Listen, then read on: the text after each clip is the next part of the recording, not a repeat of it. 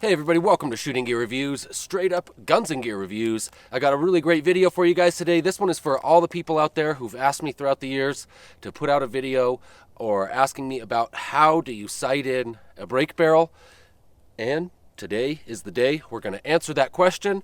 I've got the Fine Work Bow FWB Mod Sport right here in 177 cal. Super accurate brake barrel, so this should be really easy and quick to go ahead and get sighted in. Additionally, I've got my ATN X-Sight LTV 5-15 on top of here. The way that the ATN scopes work really makes getting a scope sighted in very easy, but the principles work with any scope, and I'll quickly go over how you would do the same thing with a standard scope, but this will give us a really great visual for what's actually taking place while we get this sighted in. So, with no further ado, let's head on down and let's run through the process of what I do when I have to get a brake barrel and a scope sighted in. Let's go do it. All right, so first thing you want to do is get a nice fresh piece of cardboard. That's going to make it a lot easier to tell where you're actually hitting. If it's already got holes in it, it's kind of anybody's guess. So great distance to sight your brake barrel in is usually right around 25 yards. So I've got this target here set out at 25 yards today. Let's head back over to the bench. We're going to fire a couple of shots, see where they're hitting. We'll make that adjustment, and then we'll go ahead and have some fun. Let's do it.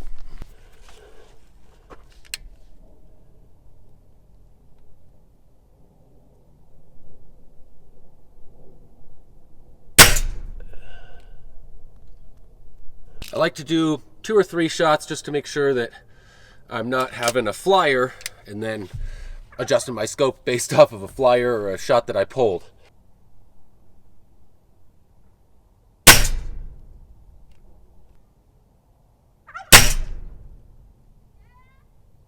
So that was 3 shots. Let's walk on down here.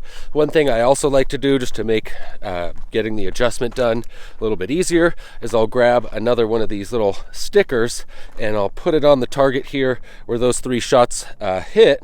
All right, so I was aimed here and it looks like I was hitting right about there. So I'm gonna go ahead and put this little sticker right there. That way I can see when I get back to the bench where I know I'm aimed here, but I got to adjust to there. So that'll make it easy to see where I'm hitting when I'm making that adjustment. This footage from the ATN scope shows exactly what you're supposed to do, not only with this ATN scope, but really with any scope when you're trying to get sighted in. First thing I did was I adjusted my elevation. I had to bring it down quite a bit. And then the next thing I did was I adjusted my windage, brought it to the right there. The thing about this ATN that makes it so easy to make these adjustments is that it still shows both reticles, and that just makes it basically foolproof. So after making those adjustments, I took a couple shots right here just to make sure that the adjustments did the trick and I was hitting where I want to be. Right on. Pretty dang close. I'd say that was a successful adjustment. A little bit high, but I think that's pretty much a spot-on job zeroing the scope on this guy. All right, so here's a look at a standard scope making the same adjustment. Let's imagine that I was aimed at the orange dot and I hit up where the black dot is. First thing I would do is bring up my elevation so that I'm even with the black dot. Then the next thing I would do is, of course, bring over the windage so that I'm lined just right up on that black dot, that point of impact. Now, of course, when you're adjusting a regular scope, you don't get those 2 reticles, so you really have to try and hold the gun or the scope very steady while you're making these adjustments. And it might take more than just a couple of shots before you get it totally lined up. But the principle is still the same.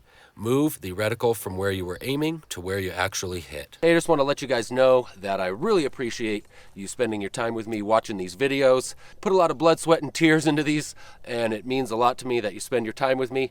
So if you would, please go right now and hit that thumbs up button right down there. Let me know that you appreciate this content. And it also helps YouTube know that this is good stuff, so it'll get recommended more. So go ahead right now and hit that thumbs up button right down there. And hey, if you're not subscribed, why not hit that one too? Now let's go ahead and have a little bit of fun. So we've got the squirrel out here at 25 yards. Obviously, I should be able to hit this guy pretty easy, but it's good to practice different ranges. So once we hit this guy here at 25 yards, we'll push it back to 30, 35, 40, 45, see how far out we're able to smack this squirrel with this fine work bow 177 cal here. Here we go.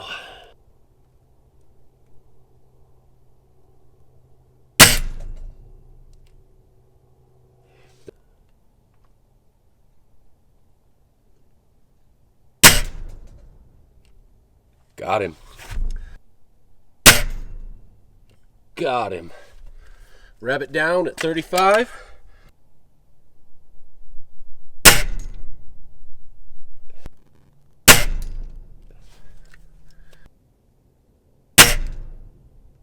Ooh, I've turned him sideways.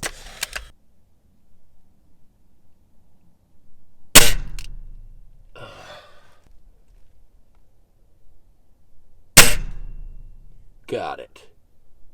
Nice. All right, well, there you have it, guys. Definitely a lot of fun. You can see the sight-in was a success.